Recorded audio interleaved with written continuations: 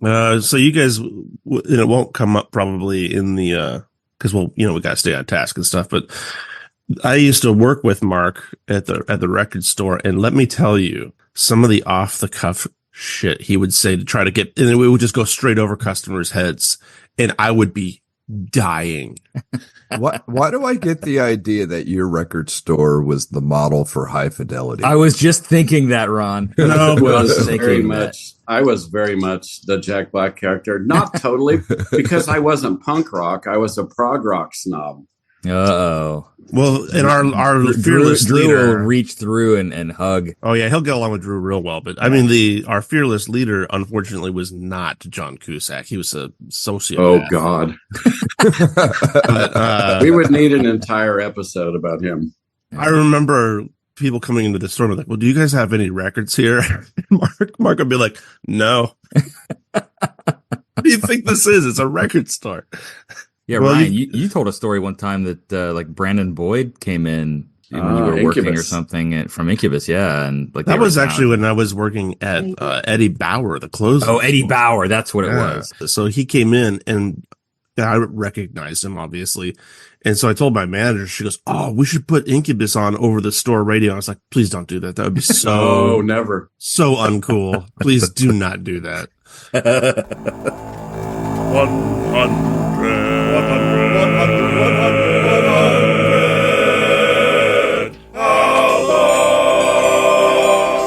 I'm Bert. I'm Drew. I'm Ron. I'm Ryan. And this is the 100 Albums Podcast, where we discuss the ins, the outs, and the absurdities of a poster that depicts 100 seemingly random albums. Hey guys, it's kind of dark here today. What do you mean? Do you think maybe we could use some starlight? I like Oh, come on. You didn't find that amusing? I did not. But, I think it's important. We do also have, speaking of dark, we have the famous Dark Mavis with us today, Mark Davis, who, for our listeners may not know, he's worked on sound primarily, but lighting and stage tech for decades. Including such bands as Shiner, Drums and Tuba, The Anniversary, Hum, Paramore, and more than I can probably have time to mention today. But I'm also lucky enough to say I've known him for 12 years, and he is whip smart with music and has a snarky sense of humor. Seems like a good fit for us. I think he'll fit in just fine. I'll also mention there is a connection. He used to work with a band called The Sword, which if you don't know, just finished a tour with Zombie, which of course... Steve Moore connection. Because Steve used to play with us. Yeah. So, Mark, welcome to the podcast. Yeah, welcome, Mark. Good to have you, man. Great to have you. Thanks for having me, guys. I appreciate it. You bet. So, hey, as a reminder for those who maybe are first-time listeners or don't remember, you've forgotten since last week, we're going through 100 albums that appear on a poster that Drew got from his wife a couple of years ago. We first went through the project by listening to and reviewing 2 albums a week for a year, and sharing our thoughts and reactions with each other via video chat. Once we were all done, we thought this might be a fun project to turn into a podcast. So this week, we're going to talk about Black Holes and Revelations by Muse. Vibe check, fellas. What are your first impressions? My first impression is disappointed. Disappointed? How, sir? One word first impression. There you go. Well, there's a little backstory to that first impression. So, I first came into Muse probably around 2000, maybe early 2001. So they'd already had, I think, one or two albums. You came in Origin of Symmetry. Yeah. And I really liked them. I thought they had a really different style than a lot of things that were going on. Admittedly, they kind of aped some things I like. They have kind of, especially the early days, a Radiohead feel to them. Some of the dramatic elements of Queen with maybe like a little darker palette. So I had pre-ordered this one because Absolution I played over and over. Me too. And then when I got this album, I wanted to throw the CD out of my car. I was so disappointed. So yeah, my overall vibe, disappointed. Okay, so this is the first time I've ever listened to Muse. Heard of them, whatever. Now I after listening to this, I was like, well, holy shit, I actually do know a song, from radio airplay and whatnot. I like it with a big asterisk, and that big asterisk is their singer. Matt Bellamy. Bellamy's not for everybody. If he wasn't like sounding like Bono, I would love this album. So you're saying if the whole Muse album had Sharon Jones? Yes, I would absolutely leave. Oh my This was all God. Sharon Jones. Oh. But no, it annoys me because I really do like the instrumentation. I like the songs. His background vocals are really, really good on the Soldier's Poem song. They sound great, but his lead vocal, I cannot stand. It's like Neil Young for me. I went into it with a certain impression based on the few songs of theirs that I knew, and I kept wanting to like it a lot and found it more and more difficult with certain songs. But when they hit for me, I really enjoyed the drama that they used, the creativity they used, and certain cases of unique chord changes, as well as some chromaticism, things like that you don't normally hear. So I liked a lot of it. I liked some of it. And then Ryan came and spoiled that, threw me off of my horse. You put me in check a little bit because I gave it I don't think I gave it a really hard listen the first time. And so I ignored some things that the second listen I wasn't that interested in. So and that was based on a conversation we were having at the time, me thinking twice about what I assumed to be good stuff when I went through. So that's a lot of words. I'm going to stop talking now. Yeah. Mark, what's your vibe check? I was just gonna say, Mark, what were you thinking about this album? Muse is unique for me to understand my reaction to Black Holes. Initially, I think it was the same as Ryan's because it was so wildly different. I didn't want to hear EMD dance rhythms and bouzouki instruments and everything else. But I bought Showbiz when it first came out. I did because I had read about them. And I remember the British press said, they're like a pissed off Jeff Buckley fronting Radiohead. And I was like, oh, no, that's what the British press, that's the first thing I ever read about him, like a Melody Maker or one of those, whatever. That would make me listen to him.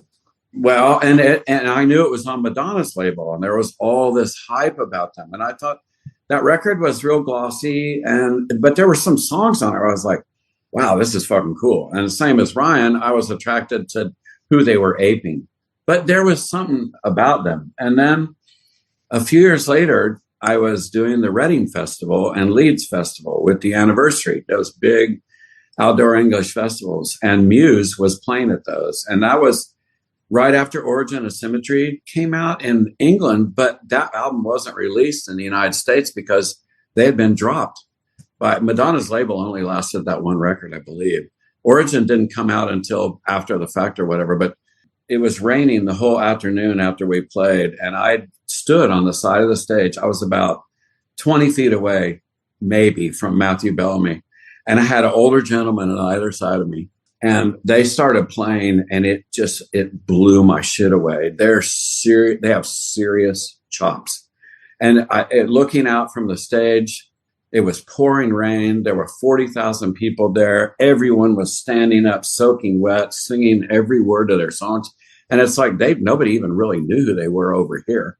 These two men that I was standing with on the side of the stage watching Matthew Bellamy and the rest of them, on my left, I found out it was Roger Taylor from Queen. The guy on my right was this custom guitar builder. And he goes, oh, I build Matthew some guitars. Just wait till you see what I got coming. And he goes, this is the song. And he came out to the front of the stage and he started playing a solo, and green lasers came out of the guitar. There were lasers. I'm not joking. Up through this pouring rain and all these people singing their songs. And it was, but the thing with me was when I saw them and stood on the side of the stage that first time, they were serious fucking badasses. They had serious chops. Their rhythm section is just as good as he is, but nobody talks about that. Yeah. But then when Black Holes came out, it was so different. But in retrospect, because you guys made me listen to it again, I realized how crucial it was in their career because they basically took everything that they wanted to do and jammed it all into one album. It's almost like Night at the Opera in a way. Mm-hmm. For them, I think. Absolution. Yeah. I loved Absolution too. And I wanted another Absolution. When first thing I heard was Supermassive Black Hole, and I was like, what the fuck? So profound effect on me. But Interesting. by the same token, I can't get through an entire album they make. There's no way. I can listen to 2 or 3 songs off of every record they have, but I can never sit down and listen to an entire record by them. It's just so over the top. It is over the top. Yeah, it's a lot. It's a lot. It's overwrought. Yeah. But it's like you can't hold anything against them. They talk about relevant issues and they want to say something, but it's all cloaked in this dramatic, operatic, overwrought fashion, and they don't really ever spell anything out. They always leave you going, what is he really talking about? I had to look up lyrics to Supermassive Black Holes because I couldn't discern what he was talking about. His lyrics are interesting. And then I looked at it and I was like, that's not at all what I thought it was. Bert, did you have a vibe? What's really interesting is, so I should have gone before Mark because, so his experience is like right there, 20 feet away from Matt Bellamy at a concert, and lasers are coming out of the fucking guitar and whatever. My experience with Muse is through Guitar Hero. God.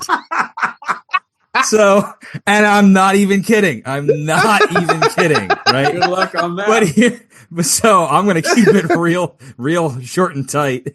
I did not like this album the first time around. We'll get to rank ratings later, but I gave it a 3. That will change this time around. I didn't like it. Take a Bow is a terrible opening song for a record. Agreed. Any record by any totally artist. agree. It is Really just garbage as an opening song. Wrong song. So my first experience with Muse was Guitar Hero 3.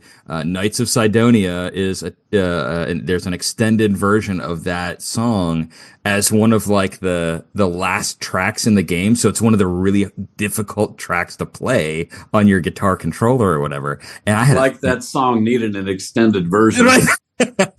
But so that was really my only experience with Muse until we did this project. Now, what I'm taking from both what Ryan and Mark are saying is that I need to go listen to some of their other stuff because this is literally still my only experience with Muse. I have not listened to any of their other records. So yeah, their other stuff is a little more, I don't know, the performances are stronger, I think, like it's a little grittier, if you think of like what's a good, like Hysteria from Absolution it's like the best version of the NES Contra soundtrack. It's being shoved down it's so hard. Some of my favorite moments on this record are kind of that, more of the pared down. I mean, there's still a lot of layers and there's still a lot of stuff going on, but take away the Depeche Mode inspired kind of new wave keyboards and Moog and things like that. And I'm like, give me kind of some of that core guitar bass drums and I'm good. But hey, let's talk about the background just really briefly here, since Mark kind of teased that up. 1994, a goth glam band called Rocket Baby Dolls, formerly known as Gothic Plague and Fixed Penalty, competed in a local Battle of the Bands contest. They smashed their equipment on stage and wound up winning the competition, much to their surprise. After that, they got serious and changed their name to Muse. Muse is Matt Bellamy on lead vocals, guitar, keyboards, Chris Wolstenholme on bass guitar and backing vocals, and Dominic Howard on drums and percussion. In a biography from 2003 by their record label, quote, Muse are a rock band. No, not like Slipknot, more like Queen. A rock band who will still be around long after you've grown too old for rock music and started slipping on Berlioz requiems instead. And yet, oddly enough, a rock band who rather enjoy Berlioz requiems themselves and anything from Belgium. That was a record label biography. Hey Ryan, what do you think of that review, sir? Well, that's not a review. That's I can tell you promotional material. That's promotional. Black Holes and Revelations is the band's 4th studio album. To get some serious writing done, the bandmates isolated themselves at Château Miraval in France. This is where Pink Floyd's The Wall was recorded. They chose to record the album in New York City at Avatar and Electric Lady Studios, bringing 2 totally different vibes. Matt Bellamy, quote, yeah, it couldn't have been a bigger contrast. We've always seemed to enjoy working in this contrasted environment. On almost every album, there's a story of working a little bit in the countryside and a little bit in the city. We wanted to go somewhere where we had no distractions so we could concentrate, spend time, and be surrounded by a different musical influence and have the time and freedom to just explore. And that's what we did in France. It's where we wrote and created all the songs for the album, but we found recording there very slow. So on the production side, they had Rich Costey, who also produced for Linkin Park, Foster the People, Foo Fighters, Fun, Korn, Fiona Apple, Audioslave, My Chemical Romance, the list goes on and on. I thought this was interesting. The album art, the cover art for the record was done by Storm Thorgerson, who has literally designed hundreds of record albums over the years. 21 of them have been Pink Floyd records, including Dark Side of the Moon, the iconic Dark Side of the Moon album. So when when Black Holes and Revelations was first released, it peaked at number 9 on the Billboard 200. It had 3 singles that charted on the Billboard Modern Rock Tracks. Those were Supermassive Black Hole, which peaked at number 6, Starlight, which peaked at number 2, and Knights of Sidonia, which peaked at number 10. The album was declared platinum on June 28th, 2016. So selling some records. That's what I've got on the research side. Who's got more? I just wanted to reflect on what he said, but Ryan, you were going to relate to what he said. So okay. Reflect. Okay. Just on my own personal take of this album, because I feel like I really blew that vibe check earlier. So let me repair that and reflect on what you just said. Looking at my notes, all 3 of those top selling songs off of this record were, I said boring or I didn't like. I was not into those songs. I really liked the first song, in reflection to you guys saying you didn't like it, and the last. So I'm going to have some differing opinions, which is what we love about our group here. But that's really interesting. I don't know what I've got to listen to more Muse and see what it is that I like about them that people don't like, and that what I don't like that people do like. Drew, I think I may know some of the things you like, and you were talking about earlier with their kind of maybe less popular choices in terms of harmonic configurations. Yeah, and it's not just this record, but they really do favor a major 1 chord going to a minor 4 chord, so that you get that half step slip. Yeah, and they get there. And then they accentuate that a lot by using strictly things based on the harmonic minor scale. So you get the flat 6 and the major 7. Right. And so there's always that tension pulling them, even if it's an inversion, you feel them going to those harmonies, and you don't get to hear that in a lot of rock music. I know. And those kind of things, you can overdo that, but, and they do on the track that you said you like, because I know on Take a Bow, the whole gosh darn thing is just 1 to minor 4, and then with a little bit of slipping around with different key centers. So I'm getting past that chord progression to say what got me was the drama of it, the increasing. I'd say I wrote here 220 even more. Like, I don't know. I had Philip Glass feels that whole from Songs of Liquid Days, that whole song. But I wasn't really impressed with the vocals. I know he loves to do the 4-3 thing, that whole, but whatever about it, the impression, just the general picture impression of it, I thought it started out great and very exciting. And like I said, the last song was, but I'm a complete addict of drama. Like, I was listening to the Vandergraaf Generator yesterday, who have some things that are I can't stand, but just the extreme drama of it I just love, which is probably why they were talking about the Berlioz reference, I'm sure. Well, and all the other romantic music references that Bellamy uses. But yeah, so it's a hot and cold for me for sure. But interesting that I feel like I'm not hitting the collective opinion of many, but that's not that's not abnormal for me. We'll dive into that a little bit more deeply here with Good, Bad, Ugly, Drew. So Ryan, did you have anything else that you wanted to add? Well, I mean, we're still talking generally, right? Before we're getting too deep. I think, again, I kind of told you in my first impression, my experience with the album. And I think, and this has happened to me with other bands, and I'm not sure if anyone else has ever experienced this, but you remember the story about the Emperor's New Clothes? Yes. That was this album to me for this band. Wow. So after I heard it, I had to rethink everything I thought I liked about the band, and then I over criticized it and I got negative about the whole dang thing, you know? And I think it's because it's unlike, and now you guys haven't listened to their whole discography, which is fine, but this one is so much more plastic. I don't know. It is. The one that really sort of was the nail, you know, that killed me was Invincible, which has that stupid disco march. Yeah, I mean, and I was like, as soon as I heard it, I'm like, okay, I can't listen. I can't even tell people I owned their records. Wow. So that one song really, that was like the straw that broke the camel's back. 100%. Yeah. Okay. I mean, if I listened to that song the whole way through, by the end, I'm usually crying from laughing so hard at how bad it is. Well, I've got some research that addresses some of that, Ryan. But hey, let's get into on the re-listen. What's good? What's bad? What's ugly? Who's got? Let's start with the good. On the good, there is some really nice sounds and textures on here. Brian, I wish I would have sat down. I know you sit down and listen to music on headphones. I really wish I would have had the time to do that. Listening to it in my truck, I would rewind and I'm like, was that on the right hand side? I heard this noise. And, you know, so you kind of have to go back and listen to it. They have some very interesting sounds. And I think they used it well. So that to me, was good. Supermassive. That shit's catchy. That was the only song I knew coming in. And it was like, this is a fucking pop song, like straight through. It's catchy.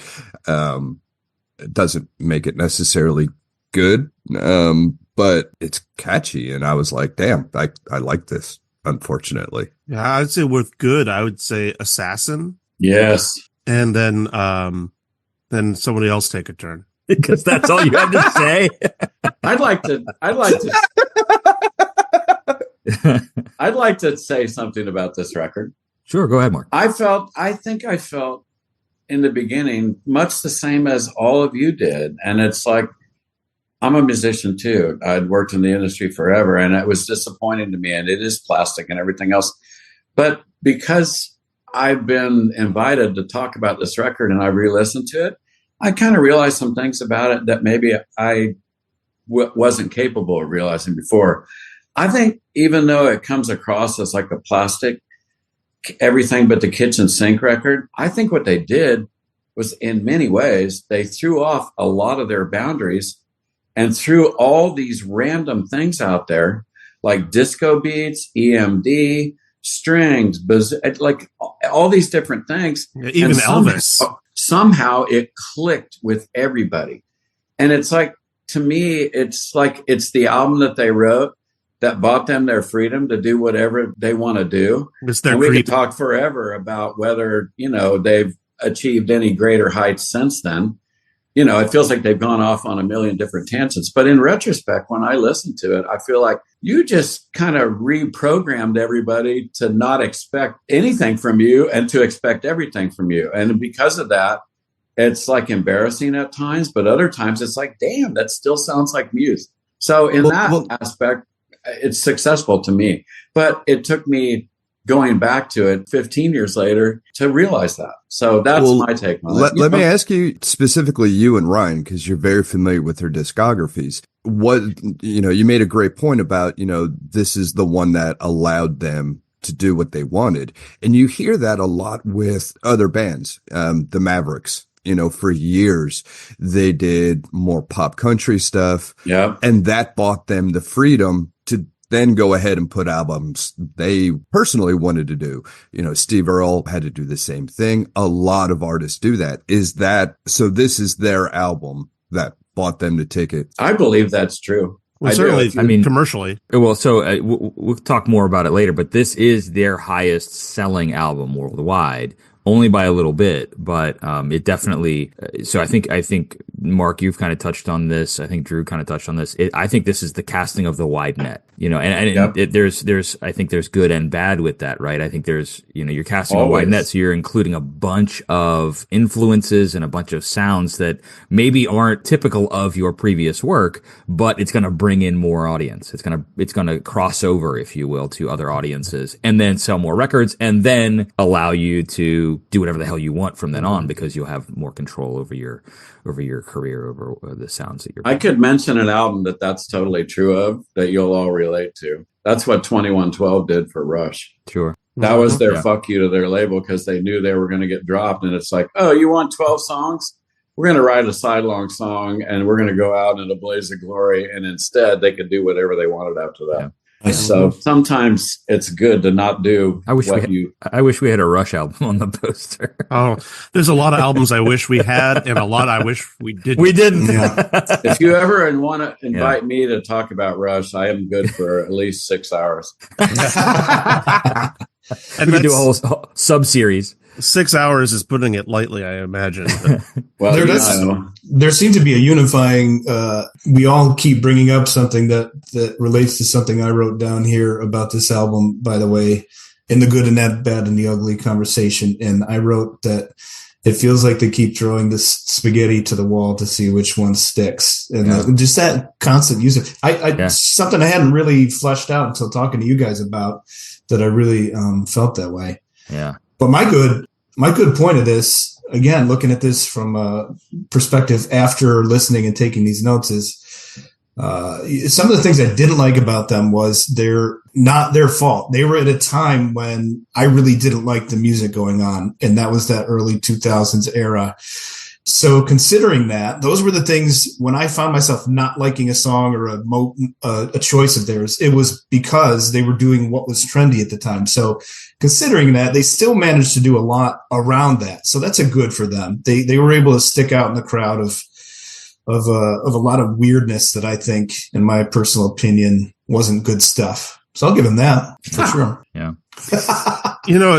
There's an interesting, the Bellamy aspect of this album, the ego involved in it. Now, admittedly, even on the albums of his I like, he really does wear this sort of crooner role. He loves his voice. And he's kind of pretty good voice. Yeah. But, like, this one takes it to another level. You guys talked about Supermassive Black Hole, and it's like in the chorus, which goes on way too long.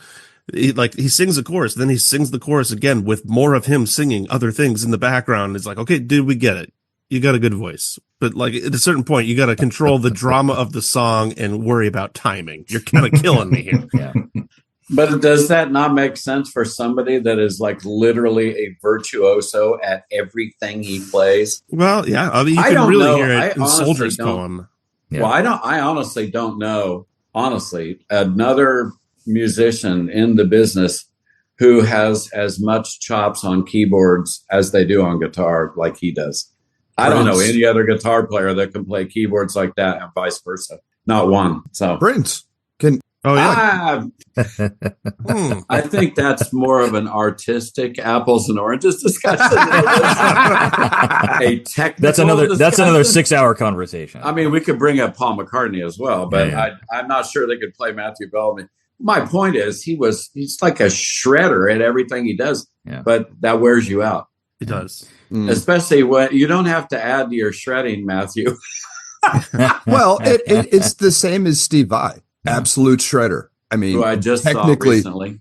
Did you see him? What is it? The King the Crimson? Beat Tour. Yeah, I want to see that so bad. It's the best tour I've seen in 10 years. Damn. But I mean, he's absolutely virtuosic. I mean, absolutely. But does it have feeling? Does that translate across? And I think, well my question is with this guy. Keyboards. Well, no, but from a guitar aspect, so with the singer, you can be absolutely virtuosic at something, but does, it come across as a good feeling that people are going to latch onto or feel? He has a divisive voice.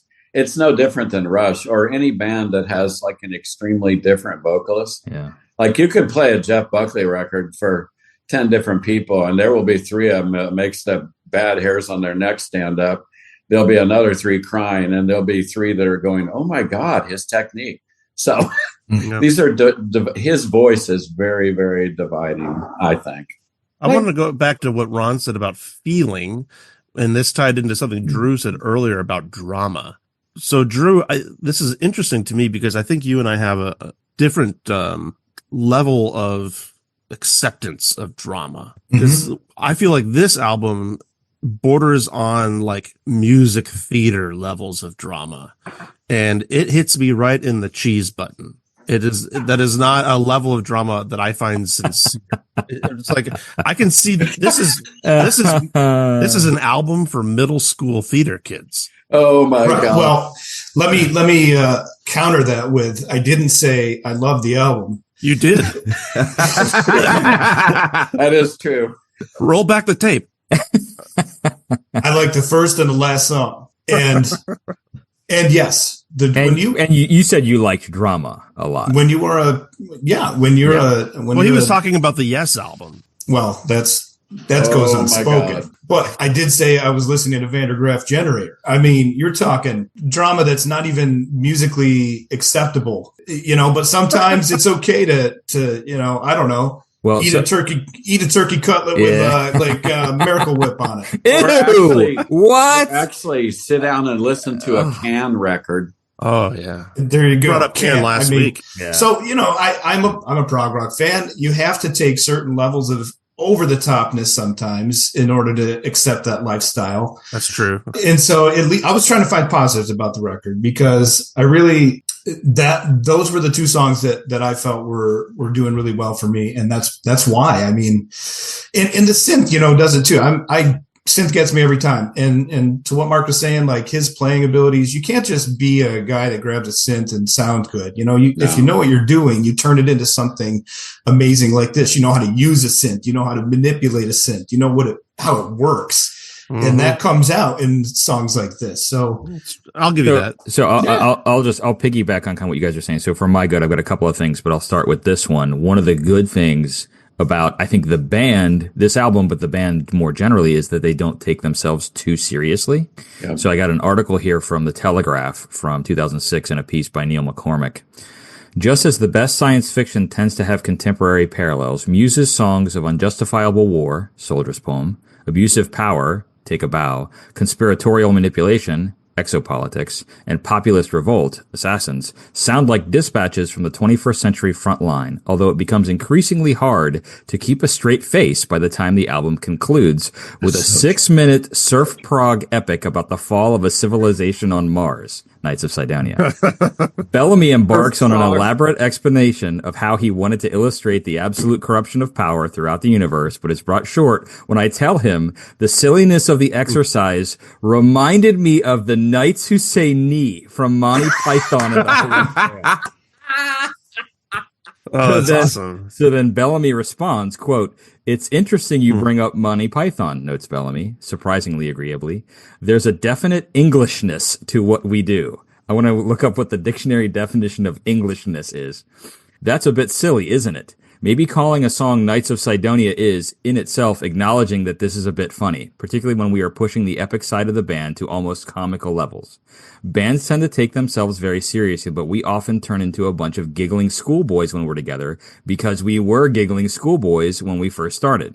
I think the giggle factor is quite healthy, both on stage and in the studio. There's an element of not really giving a damn. There's a lot of freedom in being able to laugh at yourself." So I thought that was right in line with kind of what you guys are talking about here, this drama and all these big ideas and kind of ethereal stuff. And they're like, it's Monty Python. You know what I mean? It actually makes me feel better about him. Well, yeah, if that's true, then yes, that does. This is from the Telegraph. These are quotes. I mean, if he means it, if he's not saying that to parlay, like, dude, you're way too hard. And he's like, no, I'm joking, I suppose that's, yeah. So by and large, the other stuff that I liked about the album, I liked the idea that this was kind of throwing, casting that wide net, throwing everything in the kitchen sink or whatever. So Spanish guitar, strings, and piano arrangements in Hoodoo, completely unexpected to me. Yeah. I was not expecting that kind of stuff. To me, it sounded like a movie montage where there's a breakup happening, the people walking in the rain or whatever. By and large, I do like Matt Bellamy's voice. I do like the falsetto usage. Which I can see where, that would be kind of, to Mark's point earlier, kind of divisive. Map of the Problematique.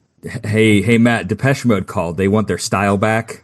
And here's what's really funny is, so I immediately was like, oh my God, this is totally Depeche Mode. I did some research, in an interview, with Talia Sughamonian in July 2006. Quote, Matt Bellamy, I've known Depeche Mode for years, but I've never listened to their music properly until maybe about a year ago. I can understand the association because they're a band that never really fitted in exactly with the music of their time. They've had their own thing, their own style, their own sound. I respect them very much. And I was like, you don't say. Like, come on. That's like, Yeah. And then the other thing was I know that Knights of Sidonia, that's kind of where I got my start with Muse, but I really dig that song. Me too. There's a lot of stuff going on there. There's a Hemiola vibe to it. It's a driving 4/4 rhythm, but later in the song, he's doing, the lyrics have more of an in 3 feel over top of the 4/4 kind of drive. Plus there's an obvious nod to Miserlou there with the guitar, like the Dick Dale kind of surf. Well, that was his dad. What? Did you see that in your research? The guitar his dad was in one of the original yes, I did surf see rock that. bands. Yeah. So that guitar sound is literally the guitar sound of his father. Yeah, that's wild. So that's a couple of I've got some other stuff here, but I'll leave it at that. So, how about everybody got in on the good, right? I think we got some good in also. Good adjacent. Good plus. Good plus. How about bad? Let's hear it. What are the bad things or ugly? His voice for me, like I said, it's the Neil Young. I love Neil Young. I think he's an incredible songwriter. I love his music, but his voice just grates me.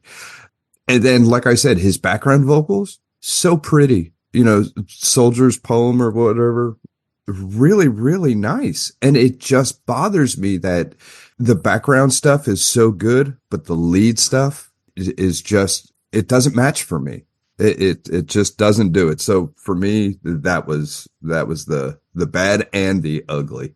Yeah, my bad ugly, I think, relates to what Mark was mentioning earlier about them recording this kind of as a puzzle to put together later. I feel like when I'm listening to it, I'm hearing a lot of disconnected pieces. A lot of the layer choices that they make, I feel like maybe they decided to put that in 2 months later. Like, it was never part of the original concept of the song. And it sort of breaks me out of the world of each song, because each seems to do that. Like, they're so close. It's like that, isn't there like a clothing rule like that? Like, before you leave the house, take a look in the mirror and remove one thing, right? And I feel like Bert's looking at me like, I've never heard. I was like, That's totally a rule. Drew. I thought you were going to say don't rule. wear white after Labor Day or something. Yeah, always. That's also true of Muse. They shouldn't wear Drew white takes after his Labor shirt Day. off, every time he leaves the house. Yeah. When in doubt, take your shirt off. Well, is my rule. The idea being restraint, and I feel like if they could have looked at each song and like, let's just take that one thing back off, it just, so it's not so crowded for your attention. Yeah. I mean, you're right. There's a lot going on. So stuff can get lost too. Yeah. A lot like Jolene, which we listened to. It's almost exactly the opposite of that. Yes. Yeah. That was what we were applauding that for. So Yeah. Yeah. Would you like to hear my bad about it? Go for it, Mark. Yeah. please. This is going to be a unique take on it. I'm sure you will all relate to this as music lovers. I think that album for me, in retrospect, is when they became public and they were no longer my private little love and joy. And I have been through this with so many bands. There are bands that I discovered in the very beginning, got committed to and everything else. And all of a sudden they put out an album and there's kids driving around in cars with it blaring out of the radio. And I felt like something was lost to me because it wasn't my thing that only I know about. I think it's very hard when you find a band. That's a good hot take. Well, I think it's really difficult when you find a band that is so striking and unique to you, even if they're borrowing from some things you like, they're doing it in a cool way. And then all of a sudden, somebody's singing it in the supermarket or something, it kind of ruins it for you. You want those kind of bands to be your thing. But, in the scheme of things, why would you not want them to make as much money and sell as many records as they can so they can continue to do their art? Do we really want them to all stay struggling artists so that we can feel like we're the only ones that know about them? But I struggle with that with a ton of bands. Because I always feel like I discover bands very early on, and then when they become big, it's like, no, it's ruined. Well, yeah, and especially when you hear them singing the new popular stuff, and you're like, but did you hear the first 3 albums? Yeah. Like, do you know the good shit? No, you know the crap. Fuck you. And do you know that they all came from a small, kind of very working class area of England? They're not London. Pretty boys. They're not.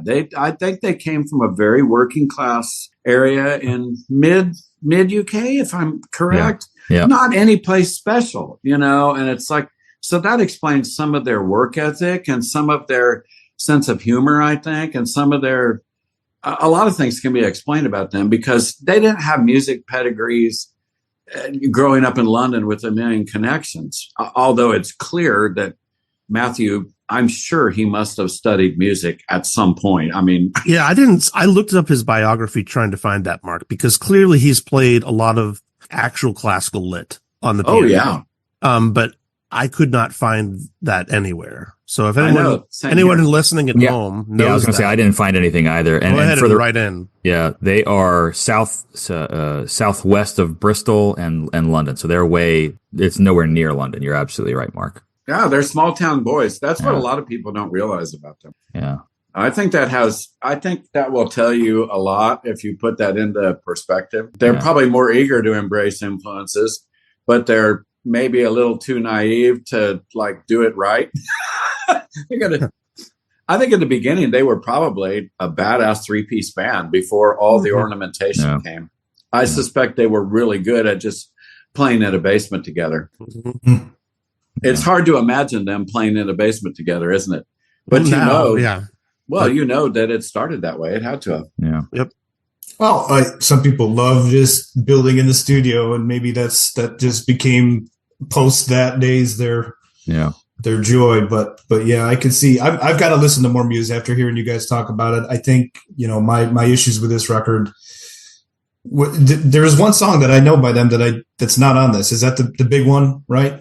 The one that rips off "Call Me." I don't know, and I didn't look it up, so I'm unprepared to really reference it. But I guess hearing you guys talk about it, there sounds to me to be to more to offer. Hopefully, based on what I liked about this. So that's up to me to go pursue. But and it explains when we first listened to this, Ryan. Your opinions on it, because I was a little thrown off because I really wanted to say these guys are awesome because what I knew about them was based on those songs. Like I said, now I get it that you're saying not their best foot forward, and I can take that. I totally makes sense. Foot forward. Yeah, this will actually bleed into my hot take later, so I don't want to reveal it yet. But okay, just so you know, in preparation for this, I listened to Showbiz, Origin of Symmetry, Absolution, and this album. I listened to Absolution twice. Okay, on purpose. It's a great record. So that's always a good endorsement. My bad and ugly are together. There's two. One is we've kind of referenced it. I really like. When somebody can do something unique, such as, let's just reference his love of the minor third on the melody. But when you go there so much, it becomes more than a brand. And I'm not tired of it, but I'm like, okay, again, here we are.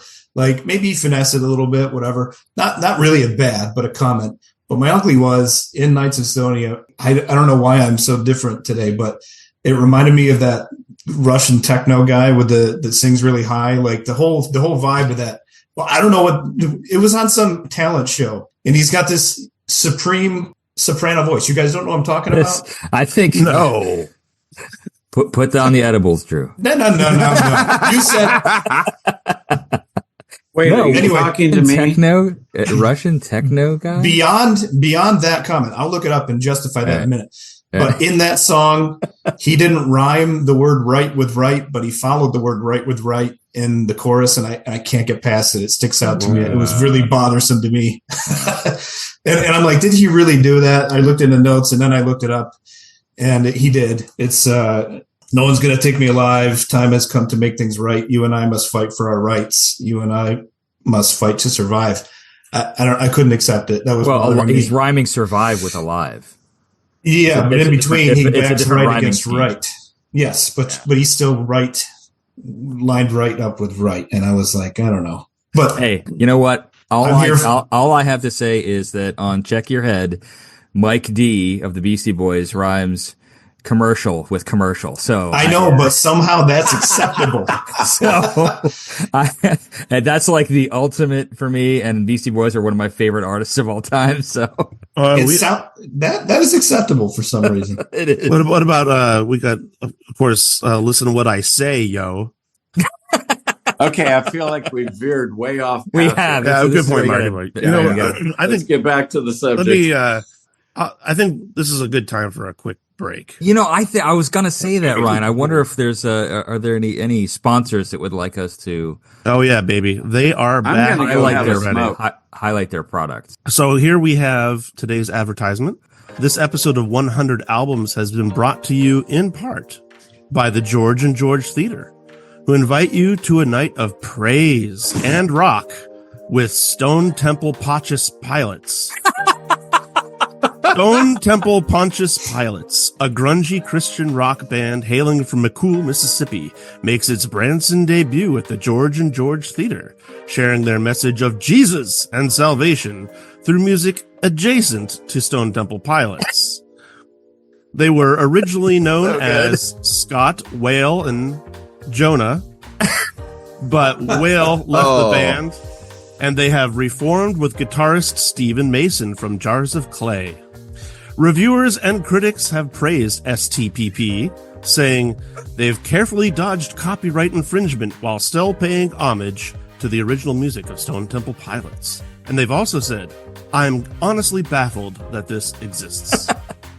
Expect to hear all their hits: Interstate Love Psalm, Wicked Garden of Eden, Dead and Resurrected, Vatican's Soline, etc.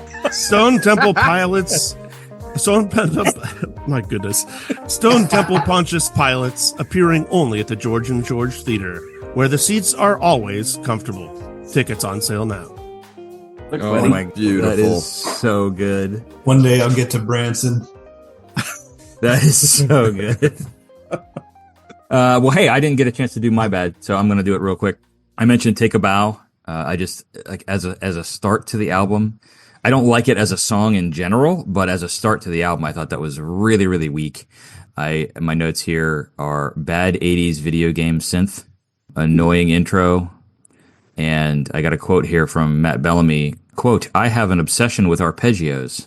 No! I mean...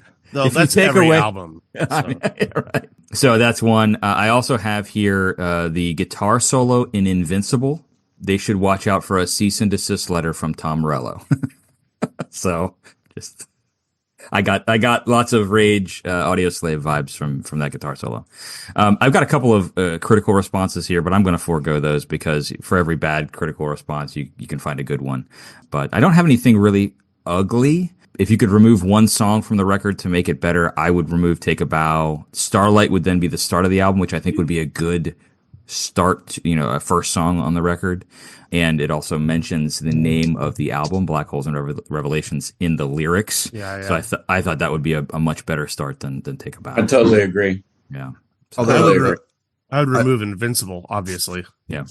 I was going to say, Bert, anyone who uses a whammy pedal, it's hard not to sound like Tom Morello.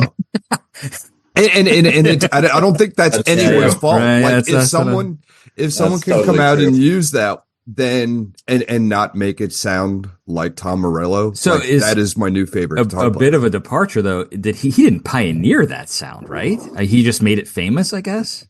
Well, yeah, him and Jack White later used it. Yeah. You know, it's just one of those effects that as soon as you hear it, it doesn't matter who your favorite guitar player is. If they've used it, that's automatically who That's what you're going to go to. Yeah. Yeah. Because Can I I thought give the you same guys- thing. Yeah. Can I give you guys my opinion about Tom Morello? Surely. He learned how to combine Alan Holdsworth with a DJ, a scratch DJ. Yeah. Alan Holdsworth meets a scratch DJ on Yeah. guitar. On That's a guitar, good yeah. description. Yeah. Yeah. Yeah. Interesting. I mean, he's not on the overwrought end as Alan Holdsworth is, but there are clearly patterns there with Yeah. his whole technique that were like, that was his whole making a guitar sound like a scratch record was like revolutionary. Yeah. Mm. What's So- funny so- is when we find people that create this kind of musical trademark or stamp of themselves, and I just think it's amazing. That's going to last forever as that person's moment, and I think that's so powerful. You know, it's cool. It's always cool to hear references that you agree with that are clearly there. You know. Yeah. So I said take a bow. Ryan said Invincible. Ron, what song are you removing? I don't have one actually. Okay. I mean, I don't know. I don't have one on this one. I'll throw to Drew. Drew, what about you? Again, I am an outlier here. I've got a debate going for between Starlight and Knights of Sidonia. So Okay. take it as you will. Yeah. Those were both Starlight. I said was lame early 2000s pop, very uninteresting. That was my note. Yeah. But Mark, how about you? If you could remove one song from this record to make it a better record, what one song would you remove? I'm kind of with you. I don't like Take a Bow as the opener, but I would probably move that to where Invincible is and remove that one. Okay. Either that or take both of them off. Those are probably my two least favorite things. But then again, I mean, that's a comparative thing. I just Take a Bow is totally inappropriate. The second track, Starlight, would have been perfect to me. But I think he seems like somebody that probably decided Starlight, and the whole band did in the beginning. Let me clarify this. I bet the band just wanted that song as the opener, and I bet at the last minute, Matthew decided to poke his finger in the eye of that choice by the band. I wouldn't be surprised. It just seems like an illogical opener, but maybe that's designed to kind of tell you that this is not going to be a conventional record, perhaps. could that be, irregardless of my opinions of the songs spoken of, because we were now in an era where conventional thought of making an album didn't matter anymore. Well, yeah, I mean, so we did have CDs then, but exactly. This is still didn't follow the CD, rules. your CD and kind of the burgeoning digital era, right? So no longer are we worried about side one, side two of an LP or of tapes or of, kind of that physical media. CDs are still around, but obviously there's no sides on that. So yeah, you didn't have to worry about, okay, what tracks are we placing where, Ryan, as we've talked about in previous episodes with, artists from earlier decades where there was probably thought put into, okay, this is going to be the first side of the record and this is going to be, side B or side G and side R, depending upon the artist.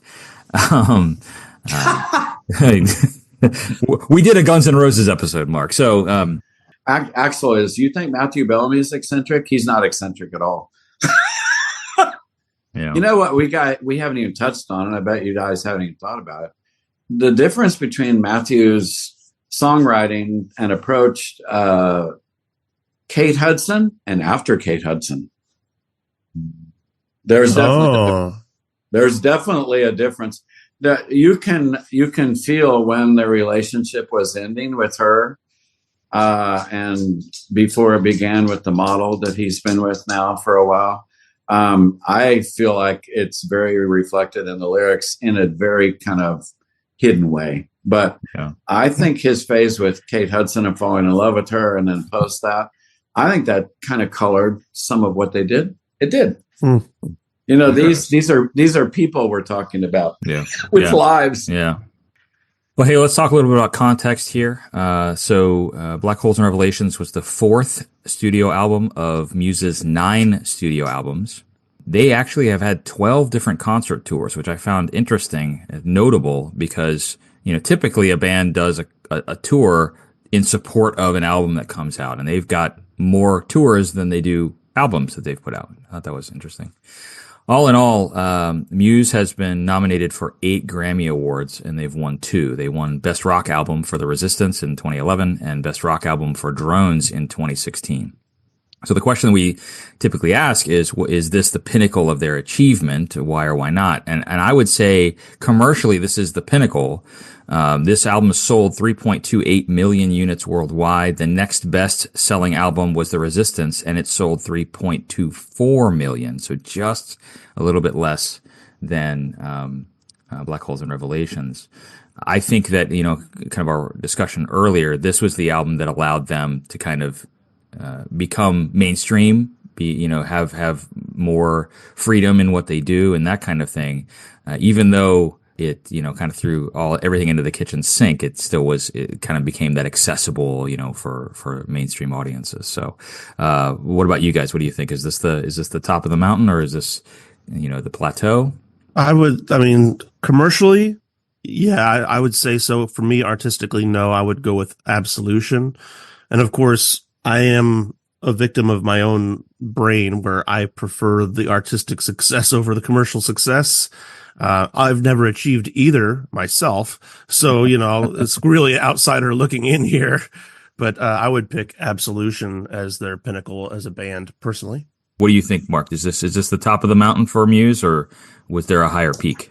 I think obviously it was from a sales standpoint, and it bought them freedom. And I think the reason that album and Resistance, which piggybacked it, were their 2 biggest sellers, is because Resistance was coming off the big wave that was Black Holes. But for me, I'm going to go with Ryan. I think Absolution was absolutely a pinnacle for them. I think because it was their 3rd album, I think they nailed it on that one. I love Drones. I think Drones is cool. I like everything they've done since then, but I always feel like I only like parts of them. Mm-hmm. So commercially, yes, but artistically, I would have to go with Absolution too. Yeah. Ron, Drew, thoughts? I don't know enough to say. I've got research to do. Yeah. Yeah, pretty much. I'll relegate my opinion to Ryan and Mark because I'm out. Yeah. All right. Results and ratings.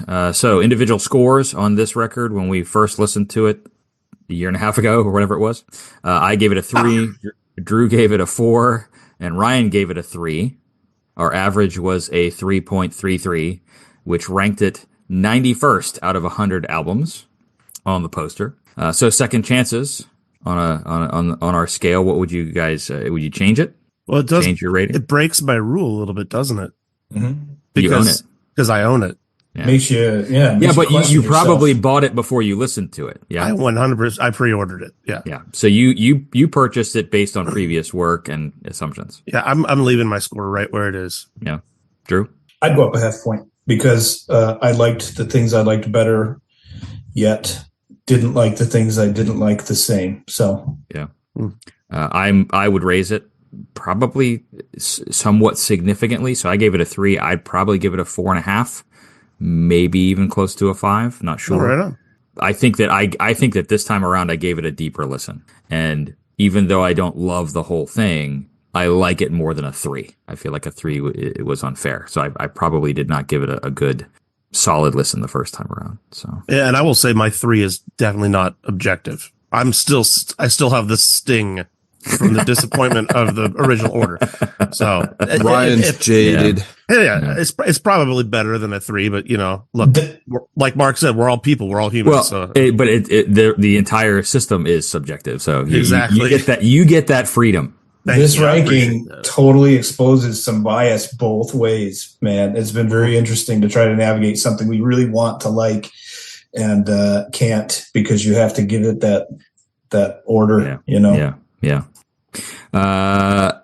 So audience, please write in.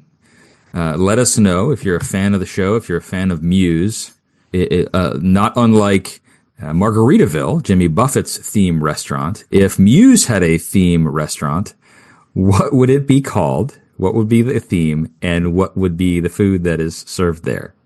You can write us at 100albums at bertislo.com. That's 100albums at BERTISLO.com.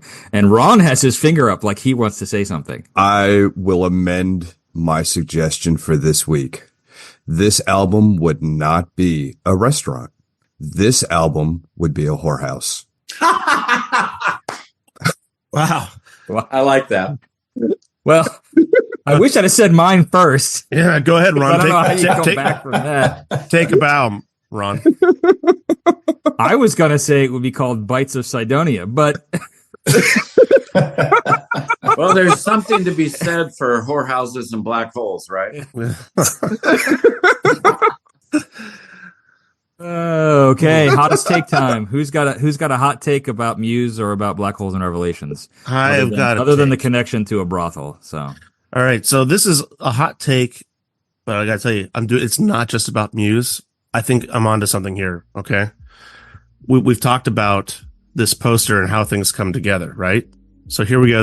I'm calling this poster secrets of the poster. We've talked numerous times about the dubious and random construction of this poster, okay? How they were picked henceforth from the creator, right?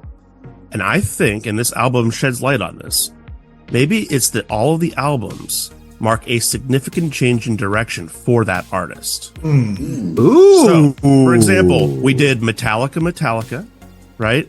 Stevie Wonder, Songs in the Key of Life, Dolly Parton's Primal Scream, Muse. I mean, if you look at a lot of the stuff we've already listened to, perhaps these are not maybe the best albums by these artists, but the ones that send them into a different direction. The creator, if you're listening, let me know if I'm onto something. And this has been Poster Secrets of the Poster. I like it.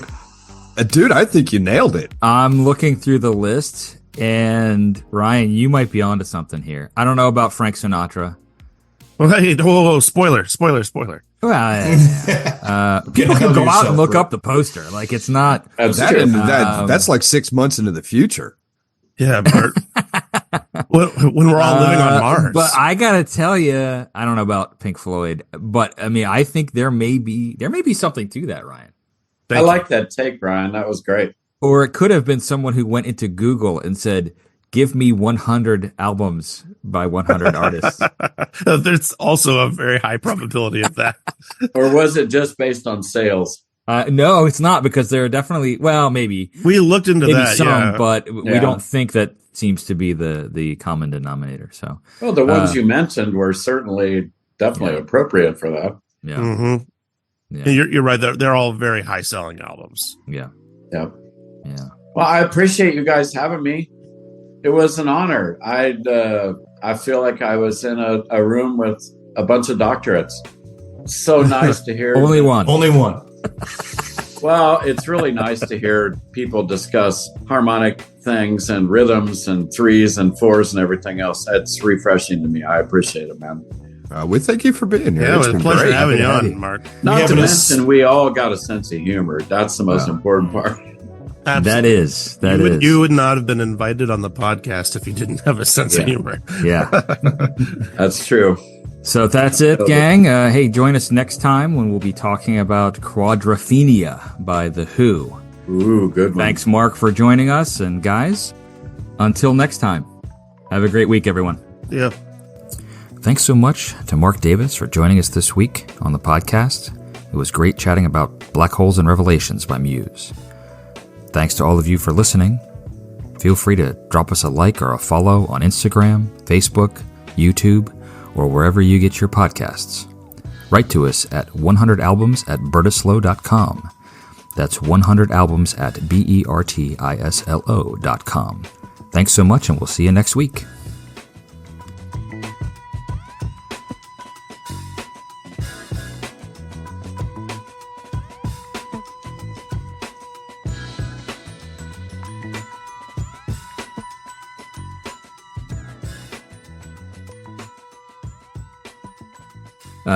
That one's going to take some editing, I think, though. Yeah. It was long, but that's okay. I mean, It wasn't terribly long, though. It depends on. So yeah, no, you're not wrong. What was it we were just talking? We did the other day that we said was going to be super long. Was Metallica? Was it Metallica? Oh yeah, Metallica came in an hour and 24. Yeah. I mean, I think if you take out the Axel story and the part where, Drew dropped out, that's the only two parts I can really think of Yeah, true. that need taken out. I didn't get to do my hot take though. Oh, you didn't? No, Mark he wrapped us up. He's like, well, guys, this has been great. Well, you can record yours in, I guess. Yeah, What was yeah. Drop it in. What can was it drop though? in. No, so my hot take is Muse is just a more alternative Coldplay. Oh, okay. That's not bad. Right?